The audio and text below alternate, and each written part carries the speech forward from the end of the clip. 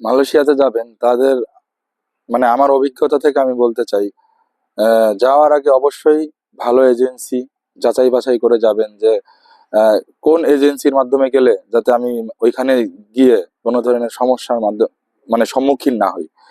Even ওইখানে আপনারা যাওয়ার আগে যাচাই বাছাই করবেন চাইনিজ কোম্পানিগুলো আছে, ওই কোম্পানিগুলোতে গেলে আমি ঠিক মতো কাজ করতে পারবো, আমি ঠিক মতো ওভার টাইম পাবো, ঠিক মতো স্যালারি পাবো, টাইম টু টাইম আমার ফ্যামিলিকে দিতে পারবো। এগুলো আপনারা বিসমিল্লাহির রহমানির রহিম। আসসালামু আলাইকুম। আমি আপনাদের ইমন, প্রবাসী লেন্স বাই ইমনে আপনাদের স্বাগতম। আজকে আমি আপনাদের সামনে দীর্ঘ ৮ বছর প্রবাস জীবন কাটানো এক মালয়েশিয়ান প্রবাসী শিহাব ভাইয়ের গল্প আপনাদের কাছে উপস্থাপন করব। আপনারা সাথে থাকুন এবং শিহাব ভাইয়ের বাস্তব মালয়েশিয়ার অভিজ্ঞতাগুলো প্রবাসী লেন্স বাই ইমনের মাধ্যমে আপনারা শুনতে থাকুন। আপনাদেরকে বলতেছিলাম যে দীর্ঘ ৮ বছর মালয়েশিয়ায় প্রবাসী শিহাব ভাইয়ের কথা। ইনি আমাদের শিহাব ভাই। আজকে যার গল্প শুনবো, তার মালয়েশিয়ার অভিজ্ঞতাগুলো শুনবো। শিহাব ভাই কেমন আছেন? আলহামদুলিল্লাহ ভালো আছি। আপনার ভালো আছে। আপনার অভিজ্ঞতাগুলো শুনবো মালয়েশিয়ার ওখানকার। কোনো সমস্যা নেই তো বলতে? কোনো সমস্যা নেই। ওকে। আমি 2018 শেষের দিকে মেবি এসেছিলাম দেশের। আমি তখন গার্মেন্টসে জব করতাম।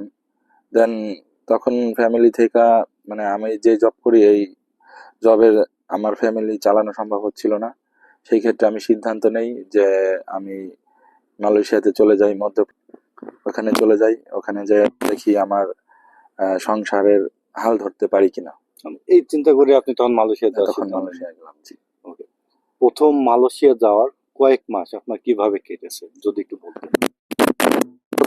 সাথে যাই আমি হচ্ছে আপনার একটা কোম্পানিতে আমার চাকরি হয়।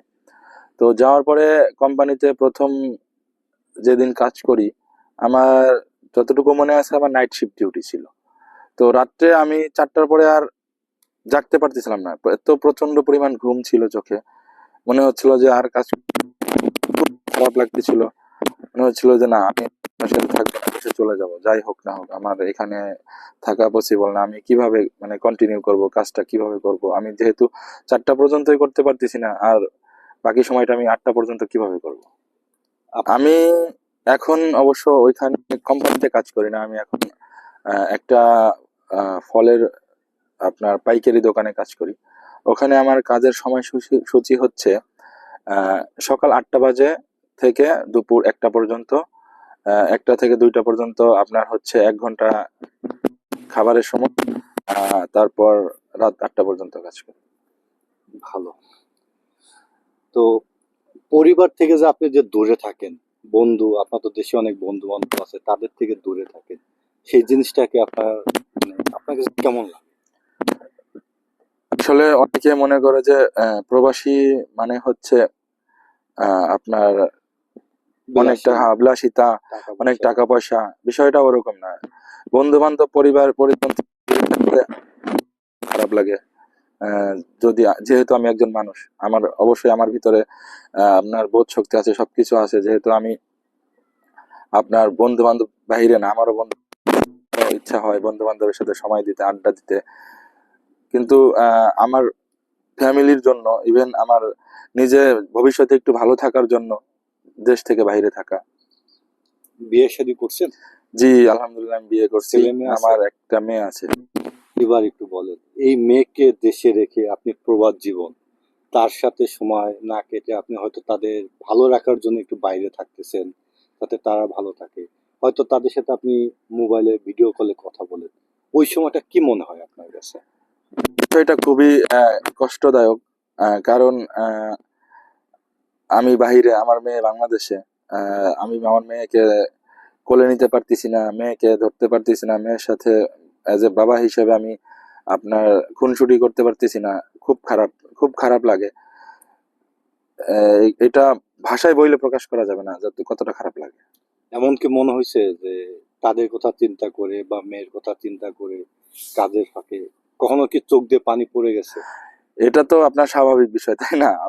আপনি যখন আপনার ফ্যামিলির যেহেতু আপনার মেয়ে, হয়েছে যে তারপর থেকে আপনি তাকে ধরেন নাই, কিংবা তার সাথে আপনার ওইভাবে মানে আপনি করেন নাই, আপনি যখন দেশে যাবেন, আবার ইভেন মেয়েকে তো আপনার মনে পড়াটাই স্বাভাবিক। আর মেয়ের কথা মনে পড়ে নিজের অজান্তেই কষ্ট পাওয়া, এটা তো আপনার স্বাভাবিক বিষয়, তাই না? দেশে ফেরার পর এখন কেমন লাগছে? আলহামদুলিল্লাহ, এখন খুব ভালো লাগতেছে। দেশের বাবা মা, আপনার আত্মীয় স্বজন, বন্ধু বান্ধব নিয়ে আপনার ঘুরতেছি ফিরতেছি, সবার সাথে দেখা হচ্ছে, কথা হচ্ছে, খুব ভালো লাগতেছে। প্রবাস মানেই তো কষ্ট, তারপরেও কিছু ভালো দিক থাকে। ভালো দিকটা যদি একটু বলতেন। ভালো তাহলে দিকটা হচ্ছে আপনার প্রবাস মানে হচ্ছে কষ্ট, কথাটা সত্য। আর প্রবাসে আপনার প্রবাস মানে আমি যেটা যতটুকু মনে করি, আমার যেটা মনে হয় যে প্রবাস জিনিসটা হচ্ছে ভাগ্যের ব্যাপার। আপনি লটারির মতো, ঠিক আছে? বিষয়টা আপনার 100 জনে আপনার কতজন ভালো থাকে, কতজন যায় ভালো কাজ পায়, ভালো কোম্পানিতে জব পায়, ভালো বস পায়, ভালো মালিকের আন্ডারে কাজ করে। বিষয়টা এরকম, আপনি দেখা যাচ্ছে আজ গেলেন, যাওয়ার পরে আপনি 2-3 মাস কাজ পেলেন না।